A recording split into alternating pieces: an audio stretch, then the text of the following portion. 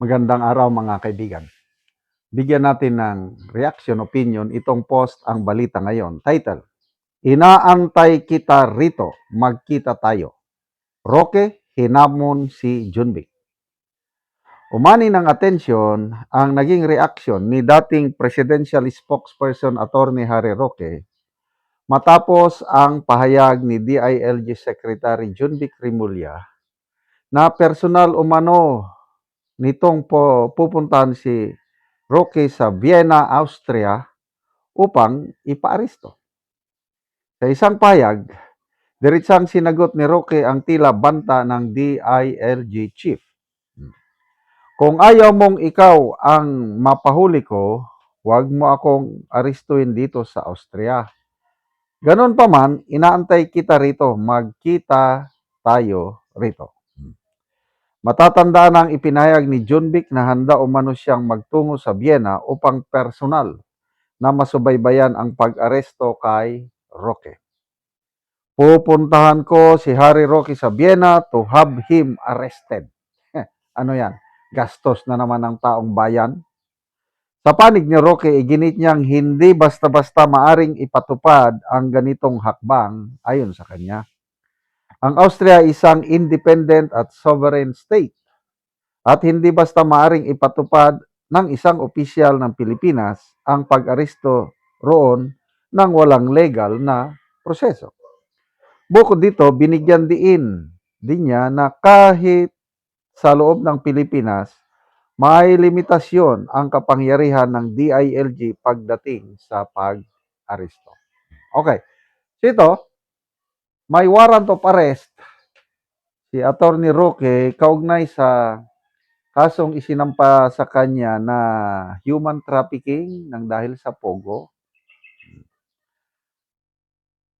So, nandyan din si Saldico, may warrant of arrest din ng dahil sa maleta.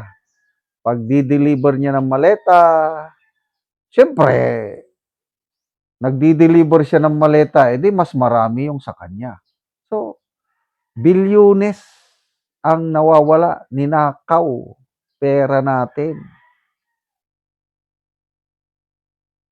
Ngayon, ilang buwan na mula nung may warrant of arrest si Saldico, wala pa silang nagagawa up to now.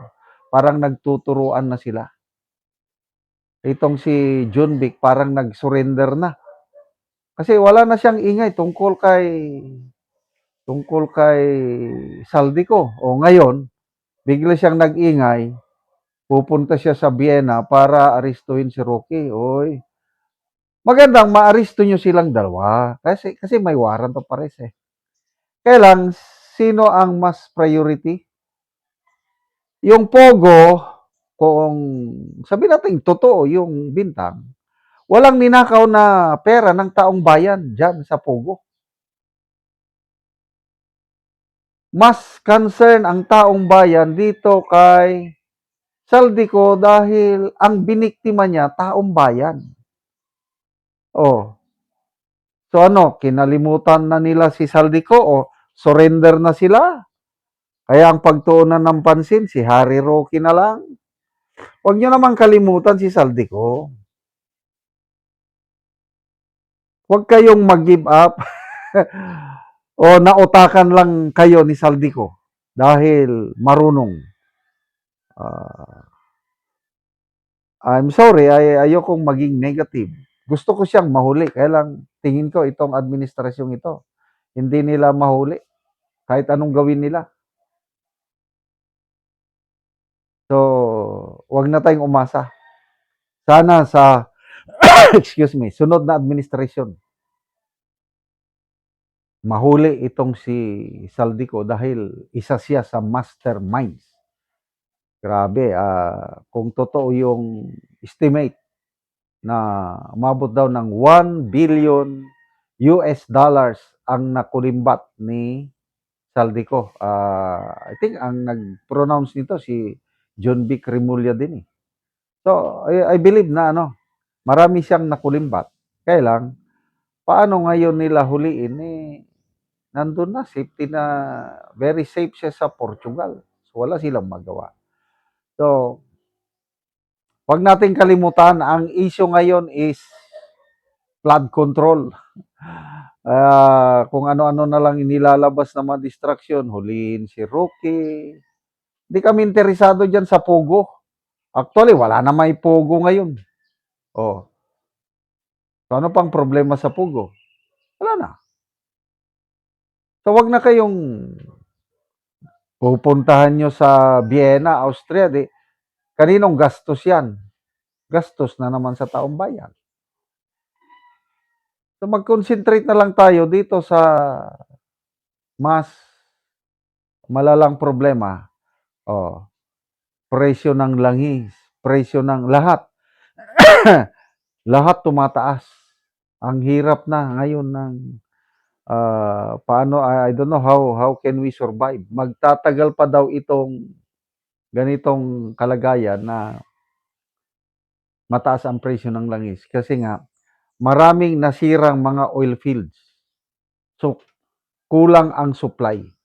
Kahit sabihin natin, pwede nang makadaan ang mga barko sa Strait of Hormuz. Hindi ibig sabihin yun, bababa na ang presyo ng langis. Kasi maraming nasirang gas or oil fields. Kaya maliit, bumaba yung production. I don't know how many percent. Kaya ang gobyerno natin parang humingi ng tulong sa US. Humingi sila ng 6 months na extension. Kasi yung bumibili tayo ngayon ng Russian crude oil. Mayroong mayroong sanctions ng US. Kaya humihingi ang Philippine government na ma-extend yung ang Russia pwedeng magbenta sa atin ng crude oil para may supply tayo. Okay. So again, pag kahit makadaan na sa Strait of Hormuz, mahal pa rin ang fuel dahil kakaunti ang supply. Ganyan yan, law of supply and demand. Maraming demand, kakaunti ang supply, mataas talaga ng presyo.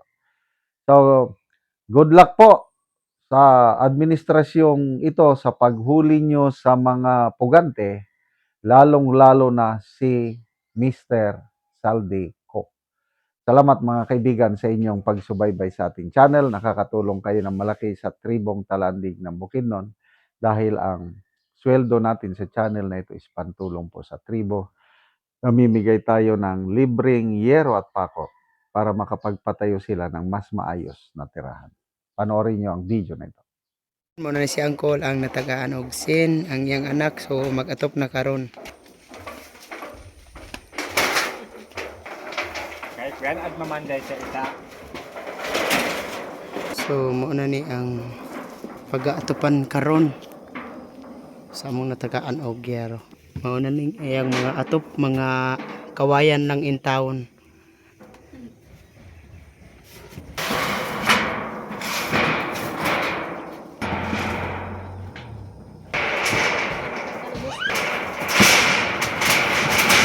O muna ni ang ilang atop nga kawayan lang. So karon napulian na gyud og gyero tungod sa tabang.